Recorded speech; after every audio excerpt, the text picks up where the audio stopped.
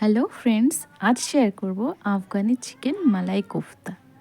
ফার্স্টে চিকেনটা ভালো করে ধুয়ে নিয়ে এভাবেই কুচি কুচি করে কেটে মিক্সার গ্রাইন্ডারে ধনে পাতা, কাঁচা লঙ্কা দিয়ে ভালো করে গ্রাইন্ড করে নিতে হবে।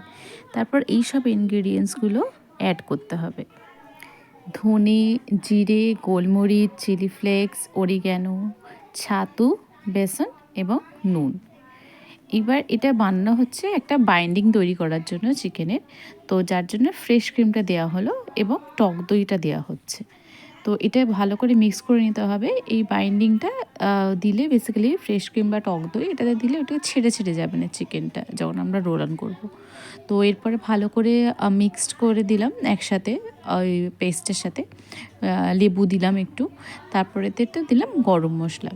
এইবার এটা ভালো করে হাত দিয়ে একদম স্মুথলি এটাকে মিক্স করে দিতে হবে। তারপর জিঞ্জার গার্লিকের পেস্ট দিয়ে আরও ভালো করে এটাকে একদম পুরো দেখছো এইভাবে একদম পুরো হাতে যেন লেগে লেগে না থাকে, একদম খুব সুন্দরভাবে স্মুথলি এটা করে 1 ঘন্টার জন্য রেস্টের জন্য রেখে দিতে হবে।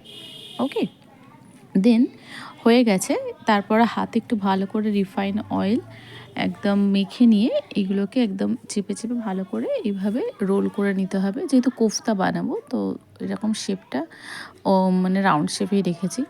তো এইভাবে একে একে দিয়ে দেওয়া হলো বলগুলো, চিকেন বলগুলো।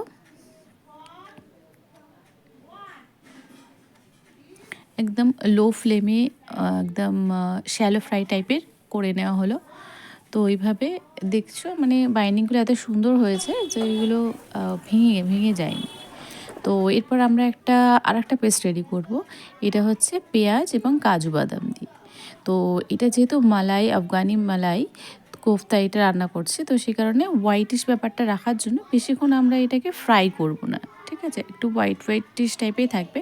আর কিশমিশ এটা অ্যাড করলাম যাতে স্লাইড, আমরা অ্যাকচুয়ালি খাবারের মধ্যে একটু মিষ্টিটা পছন্দ করি, তো স্লাইড জাস্ট মিষ্টির ফ্লেভারটা আনার জন্য। তো দেখো এরকম কালার আসবে।